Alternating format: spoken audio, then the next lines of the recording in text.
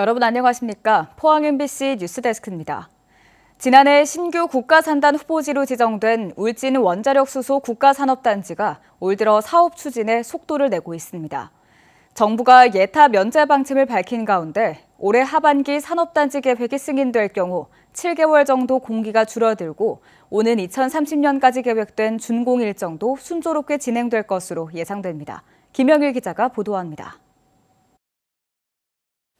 울진군 죽변면 후정리 일대 152만 제곱미터 면적에 4천억 원의 예산이 투입돼 울진 원자력 수소 국가산업단지가 조성됩니다. 지난해 3월 국토부의 신규 국가산업단지 후보지로 선정된 이후 올 들어 산업단지 조성 사업이 속도를 내고 있습니다. 지난 2월 정부가 울진 원자력 수소 국가산업단지에 대한 예비 타당성 면제 방침을 밝히면서 공사 기간이 7개월 정도 앞당겨질 것으로 기대하고 있습니다. 기재부에서 예타 면제 추진하기로 그렇게 결정이 됐고 아마 5월 중에 국무회의 상정해서 예타 면제가 확정이 될 것 같습니다. 그러면은 25년도 연말이나 26년 초에 저희들 산단 정식 착공이 가능할 것 같습니다. 또 지난달 GS건설과 삼성 E&A, 롯데케미칼 등 6개 관련 기업이 입주하기로 협약을 체결했습니다. 예비 타당성 면제를 통해 올해 연말까지 국토부로부터 사업 계획이 승인될 경우 당초 계획한 대로 2030년까지 산업단지가 완공될 것으로 예상됩니다. 산업단지 추진 과정에 반드시 해결해야 될 과제도 있습니다. 수소 생산에 막대한 전력이 필요한데 인접한 한울원전으로부터 안정적으로 전력을 공급받을 수 있도록 최근 정부와 협의해 법 개정 절차를 진행하고 있습니다. 저희들 산단에 최대 한 2기가와트 이상의 전력이 안정적으로 필요하기 때문에 전기사업법 시행령 개정을 통해서 PPA를 활용한 안정적인 그런 전력 공급을 위해서 최대한 지금 노력하고 있는 그런 상황입니다. 울진 원자력 수소 국가산업단지에는 연간 30만 톤의 수소를 생산할 수 있는 시설과 실증 연구단지, 또 80여 개의 관련 기업들이 입주할 예정입니다. 울진 지역에도 17조 원의 경제적 파급 효과와 3만여 명의 고용 유발이 예상돼 국가산업단지에 대한 울진 군민들의 기대가 커지고 있습니다. MBC 뉴스 김형일입니다. 지난 22대 국회의원 선거에서 의성, 청송, 영덕, 울진 선거구의 무효표가 전국 254개 지역구 가운데 세 번째로 많았던 것으로 나타났습니다. 중앙선관위 최종 개표 현황을 보면 무효표가 가장 많이 나온 지역은 더불어민주당이 갭투기 의혹 등으로 공천을 취소한 세종갑으로 6,700표였으며 2위는 후보들의 막말 논란이 대두된 경기 수원정, 3위는 박형수 후보가 당선된 의성, 청송, 영덕, 울진으로 3,669표였습니다. 4개 군 가운데 의성에서 1,279표, 울진에서 1,152표가 나와 국민의힘 경선에서 탈락한 김재원 후보의 고향인 의성과 박형수 당선인의 고향인 울진에서 특히 무효표가 많았습니다. 4월 20일 장애인의 날에 앞서 포항시는 오늘 장애인과 가족, 자원봉사자 등 1,500여 명을 초청해 기념식과 취업 박람회를 개최했습니다. 기념식은 장애인 인권 헌장 낭독, 장애인 복지유공자 표창 수여 등으로 진행됐습니다. 장애인 취업 박람회에는 9개 구인업체가 참여해서 구인 구직자 현장 면담과 취업 관련 상담을 진행했으며 장애인이 만든 제품 전시도 함께 열렸습니다.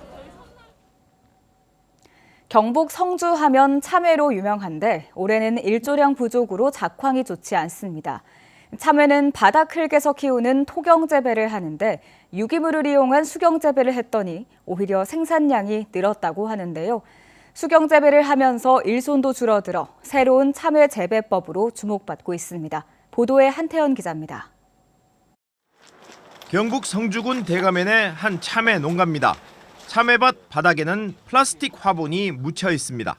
기존의 흙을 활용한 토경 재배 대신 각종 유기물과 광물질이 포함된 배지를 활용한 포복형 수경 재배 방식입니다. 비료와 수분은 화분 속 호스를 통해 공급됩니다. 올해 참외 작황이 전반적으로 부진한데 기존의 흙을 드러내고 수경 재배를 도입한 곳에서는 수확이 늘었다고 합니다. 올해 같은 작황이 참외가 작황이 참 안 좋았는데 저 같은 경우는 거의 뭐 작년 수준 이상 지금 수확하고 있습니다. 화분 위에 설치된 호스를 통해 물과 비료를 공급하면서 기존 토경 재배 방식 때보다 비용이 줄었습니다. 작년 대비 한 30-40% 지금 비료 정도 쓰는 것 같고 물도 제 생각에는 한 7-80%는 적게 지금 사용하는 것 같습니다. 경북농업기술원은 호복형 수경 재배 방식을 통해 차외 생산성을 1.7배 높이면서 일손은 크게 줄어 연간 1,900억 원의 생산 증가 효과가 있는 것으로 평가했습니다. 앞으로는 딸기 재배의 고설 재배 방식을 참외에 적용하는 하향식 수직 재배 기술을 개발해 노동력을 크게 줄여 농촌 고령화에 대비한다는 계획입니다.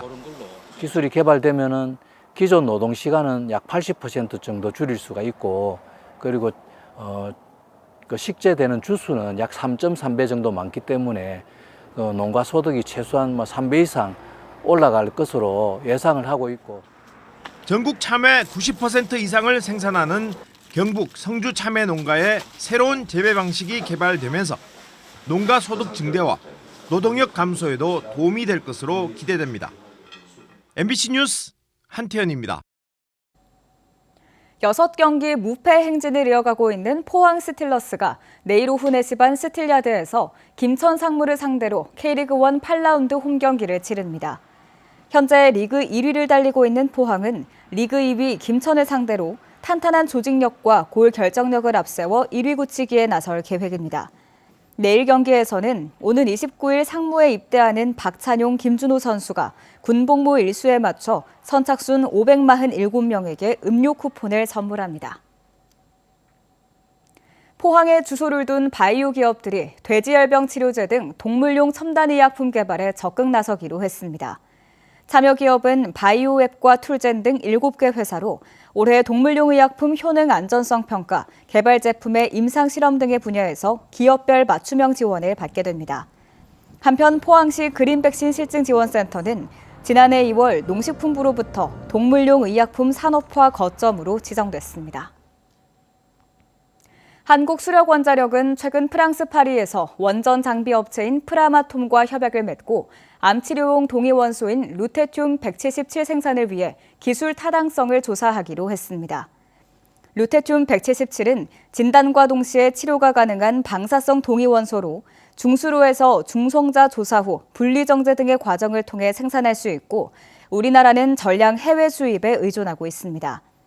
이에 앞서 한수원은 지난해 10월 한국원자력연구원, 대한핵의학회 등과 루테튬 177 생산을 위한 기술 개발 업무 협약을 체결했습니다.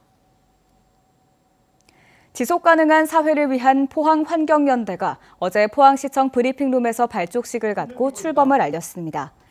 포항환경연대는 2050 탄소중립 실현과 포스코 수소환원 제철소 건립을 핵심 과제로 내세웠으며 환경운동과 지역경제 활성화를 동시에 추구하겠다는 입장을 밝혔습니다. 유성찬 공동대표는 포항 시민이 중심이 되는 환경운동을 전개할 것이다라며 의지를 밝혔습니다.